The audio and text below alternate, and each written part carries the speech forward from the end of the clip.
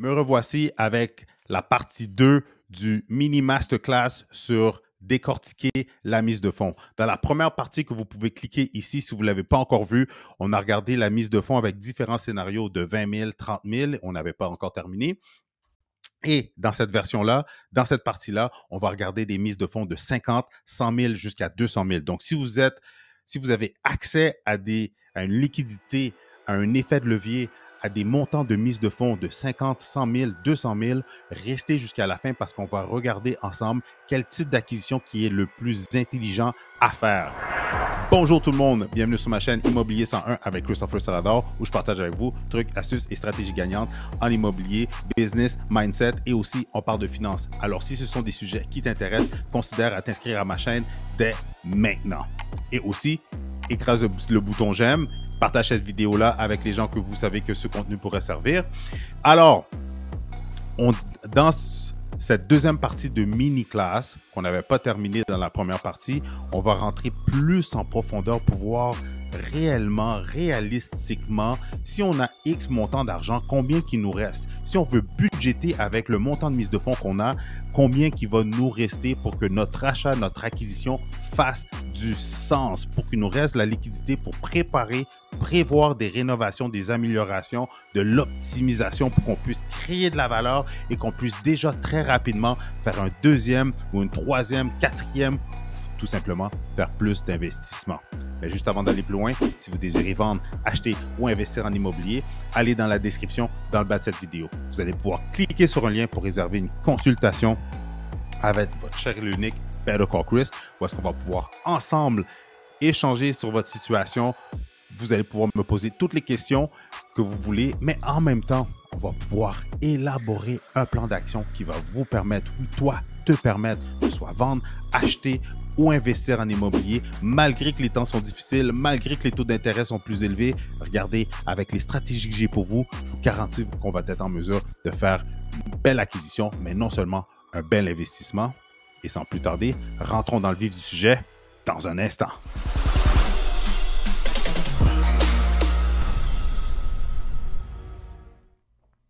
Là, on va passer à un autre niveau. OK? J'ai commencé, on a décortiqué 20 000. Regardons avec une mise de fonds de 30 000. Puis en passant, restez jusqu'à la fin parce que là, on est à 30 000. Mais aussi, je vais regarder, on va décortiquer pour ceux qui sont beaucoup plus un profil d'investisseurs de plus haut niveau, de niveau supérieur. On va dire ça comme ça. C'est un exemple, c'est une façon de parler, mais pour ceux qui ont justement jusqu'à 100 000, 200 000, on va décortiquer aussi ces montants-là. Mais pour le moment, regardons 30 000 parce que si j'ai 30 000 $, ben, je peux regarder les condos, les maisons et aussi je peux regarder les petits plex. Quand je dis les petits plex, c'est tout ce qui est des duplex, mais les duplex qui peuvent aller jusqu'à 500, 550 parce que aussi, juste pour votre information personnelle, pour les propriétés en haut de 500 000, il y a une loi qui a passé que jusqu'à la première tranche, jusqu'à 500 000, c'est 5 % de mise de fonds. Mais pour la tranche en haut de 500 000, c'est 10 % de mise de fonds. Pour quelqu'un qui achète à 600 000, ben c'est 25 000 jusqu'à 500. Et il y a entre 500 et 600, c'est 100 000. Donc, ce serait 10 %. Donc, il lui faudrait 25 plus 10, on serait à 35. Il faudrait un minimum de 35 000. Fait que c'est pour ça que j'ai arrondi ça. Disons que quelqu'un qui a 30 000 devrait intelligemment regarder les propriétés à max 500 000. Il peut aller un tout petit peu plus haut, oui, mais disons qu'on va rester à 500 000. Donc, si je regarde des propriétés à 400 000, ma mise de fonds va être de 20 000 $. Et la taxe de bienvenue, 4 434, plus les frais de notaire, ajustement des taxes, 3 000, on va garder ça en moyenne. On est déjà à 7 412. Donc, à 7 412, mise de fonds plus les frais d'acquisition, on est à 27 412, qui fait en sorte que combien qu'il vous reste dans vos poches? Dans vos poches, il vous reste 2 588. Donc, quelqu'un qui est qualifié jusqu'à 500 000, j'ai 30 000, est-ce que c'est smart d'aller au maximum du prix d'acquisition ou il faut se dire, tu sais quoi, je vais regarder des propriétés moins chères?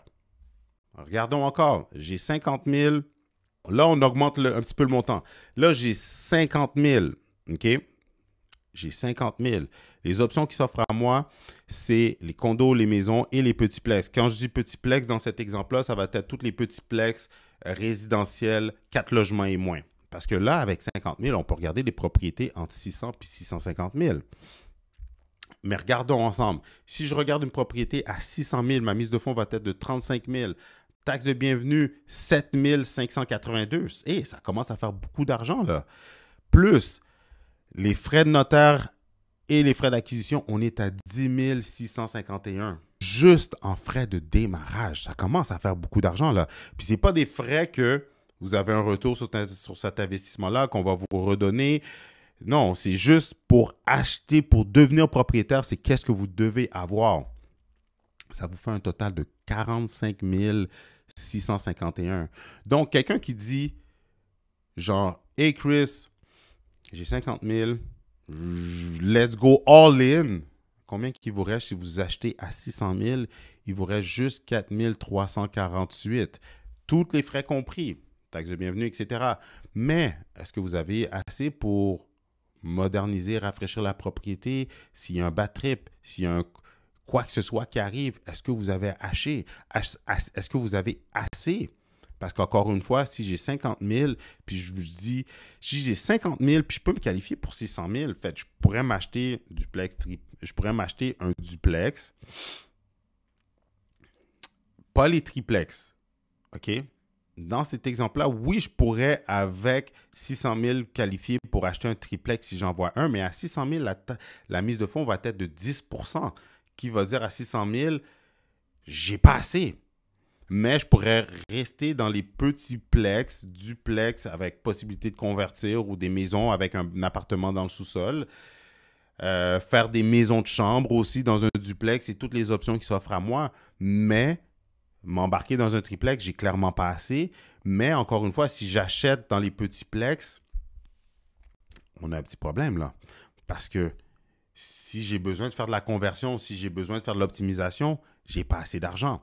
Regardons encore un autre exemple. J'ai 50 000, mais j'achète à 650 000 parce qu'avec 650 000, j'ai la mise de fonds nécessaire. C'est 35 500 la mise de fonds. Mais la taxe de bienvenue est encore plus élevée, plus les frais de démarrage, on est à 11 162 pour un total de 45 651. Dans vos poches, il vous reste combien? 3 338.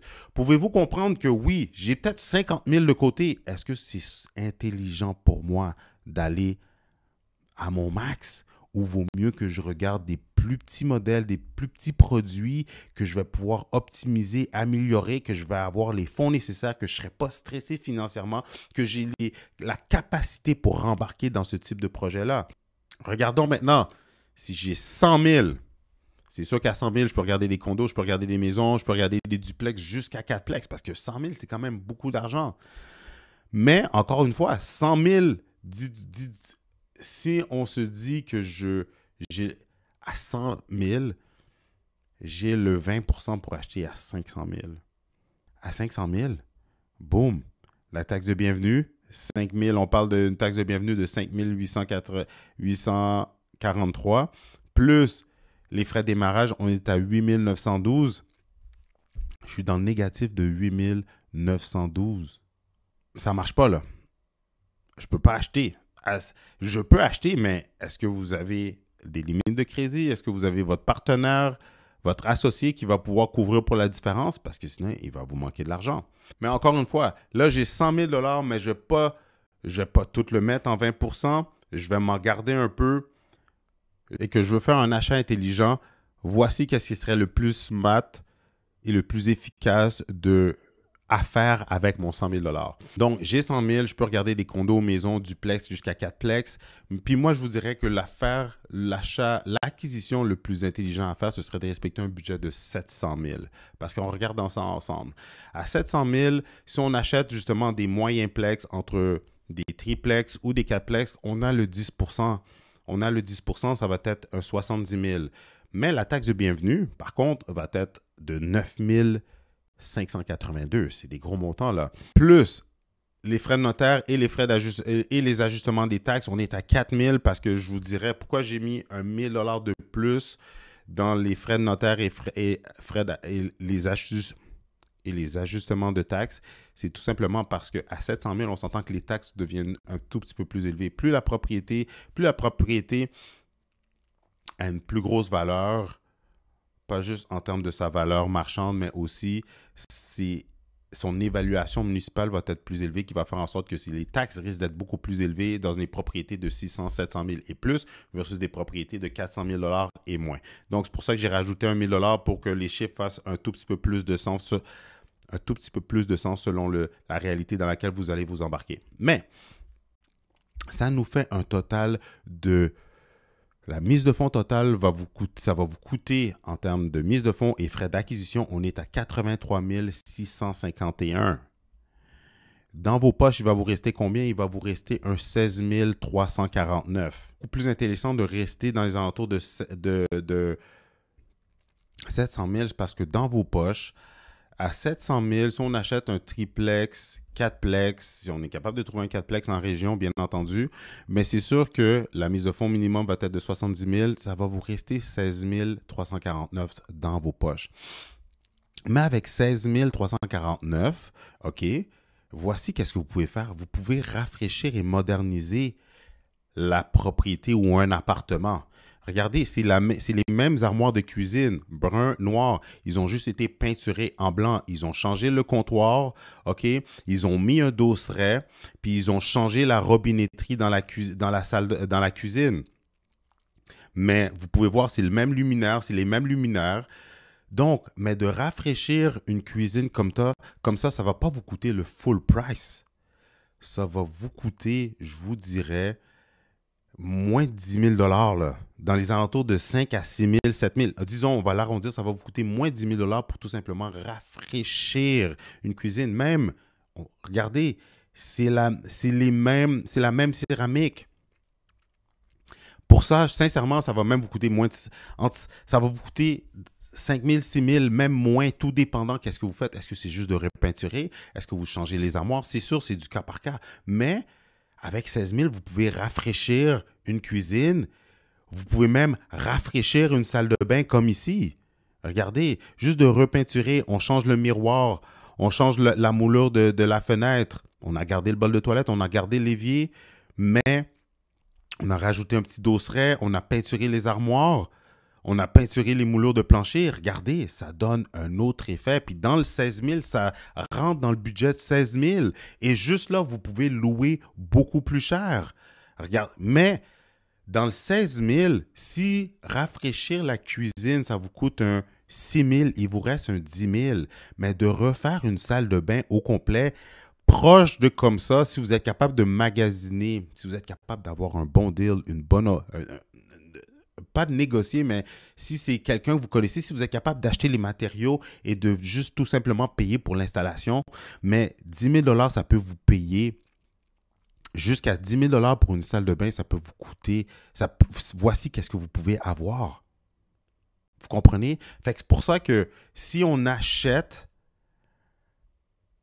un prix et il nous reste un coussin, il nous reste un montant pour l'optimisation, pour les améliorations, ben c'est ça que vous allez pouvoir faire qui va faire en sorte que vous allez automatiquement augmenter la valeur du bien et en même temps pouvoir louer beaucoup plus cher, vous assurer une meilleure rentabilité, surtout avec les taux d'intérêt qui se passent en ce moment.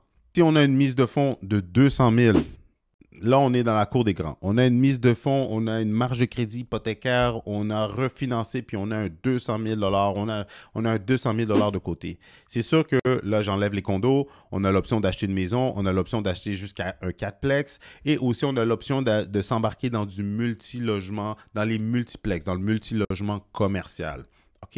Mais il faut comprendre une chose, lorsqu'on est dans le multilogement commercial, c'est là qu'on va tomber dans des, comment on appelle ça, dans des valeurs économiques. Où est-ce que, oui, le minimum de mise de fonds, lorsqu'on achète du multilogement, c'est 20-25% de mise de fonds, mais avec les taux d'intérêt qui sont élevés, les rentabilités qui ne sont pas là, l'incertitude du marché, les risques d'acheter des propriétés, la banque se base sur des calculs d'évaluation et ils vont y aller avec le plus bas des trois.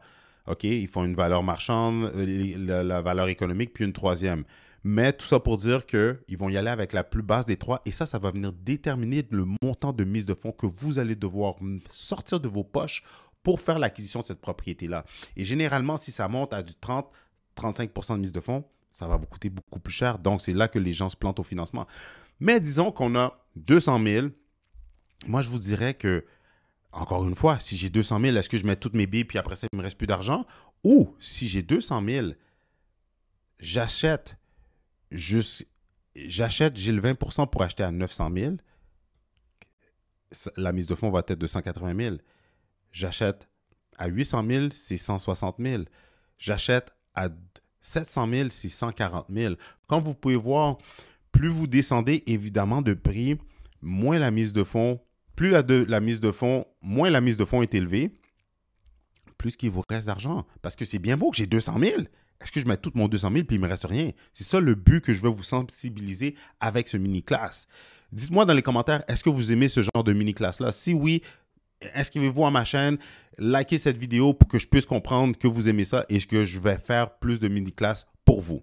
Mais, donc, si j'ai 200 000, regardons un exemple complet. J'ai 200 000, encore une fois, je peux m'acheter soit une maison 4plex ou du multilogement. Mais si je suis smart avec mon achat et que je reste dans les alentours de 700 000, parce que moi, je trouve que le chiffre magique, si j'ai 200 000 et que je n'ai pas d'autre argent, je n'ai aucune autre source financière où je ne veux pas utiliser mon crédit, je ne veux pas utiliser mes économies personnelles, etc. J'ai 200 000 qui est pour mon investissement parfait.